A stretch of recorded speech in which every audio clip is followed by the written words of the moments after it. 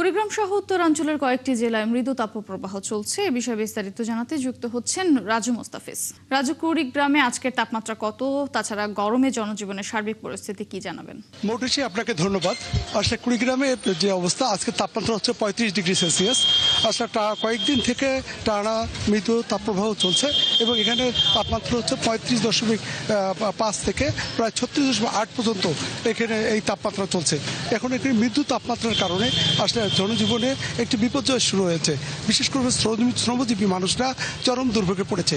এই রিক্সা চালক, ভ্যান চালক সহ যে মানুষরা পুরোপুরি শ্রমের উপর নির্ভরশীল, এই মানুষগুলি আসলে চরম কষ্টে পড়েছে। তারা সকালে কাজে বের হলেও প্রচণ্ড গরমের কারণে কাজ করতে পারে না। আপনি দেখতে পাচ্ছেন যে কুড়িগ্রাম শহরে আমি এই মুহূর্তে মধ্যস্থলে দাঁড়িয়ে আছি, কিন্তু শহর একদম ফাঁকা। এই ফাঁকার কারণ হচ্ছে যে গরমের কারণে মানুষ টিকতে পারছে না এবং একটু পরে পরে তারা বিশ্রাম নিচ্ছে। এই কারণে শ্রমজীবী মানুষরা আসলে কষ্ট পড়েছে। মানুষের এই কুড়িগ্রাম শহরের বিশিষ্ট ডাক্তার অজয় কুমার রায়, তিনি আমাকে বলেছেন এই গরমের মধ্যে মানুষ যেন একটু বেশি করে পানি খায় এবং তরল খাবার যেন খায়, এবং কারো যদি মাথা ঘোরা বমি বমি ভাব হয় তারা যেন দ্রুত হাসপাতালে যায়। শুধু মানুষ কেন, পশু পাখিগুলো চরম দুর্ভোগে পড়েছে এই গরমের মধ্যে। প্রাণী সম্পদ বিভাগের একজন কর্মকর্তা আমাকে জানিয়েছেন যে আসলে এই গরুগুলোকে যেন প্রতিদিন 2 বেলা থেকে 3 বেলা গোসল করানো হয় এবং এই গরুগুলো যাতে পানি বেশি করে খাওয়ানো হয় এবং তাদের ঘরের যে থাকার যে জায়গাটি আছে এটা যেন পর্যাপ্ত আলো বাতাস যেন থাকে, তাহলে তারা কিছুটা সাশ্রয় পাবে। আপনাকে বলে রাখি, টানা 2 মাস প্রায় বৃষ্টির পরে এই তাপদাহ শুরু হয়েছে এই অঞ্চলে।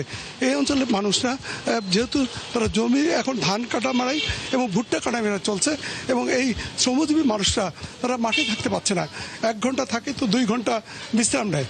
এই মানুষগুলো যে চরম যে দুর্ভোগে পড়েছে, সেই সাথে গ্রাম অঞ্চলে, বিশেষ করে শহরে না হলেও গ্রামের যে পল্লী বিদ্যুৎ রয়েছে এখানে লোডশেডিং হয়েছে।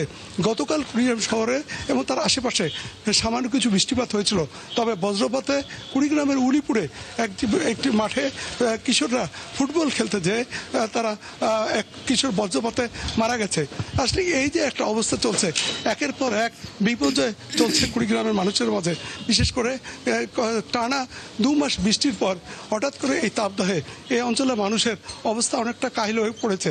তারা বলছে যে আসলে যে গরম, এই গরমের মধ্যে যে লোডশেডিংয়ের অবস্থাটা, এই অবস্থায় যদি চলে তাদের অবস্থা আরও নাজুক হয়ে পড়ছে। ধন্যবাদ রাজু, ধন্যবাদ আপনাকে। দর্শক, উত্তরাঞ্চলের তাপপ্রবাহের খবর জানাচ্ছিলেন সহকর্মী রাজু মোস্তাফিজ।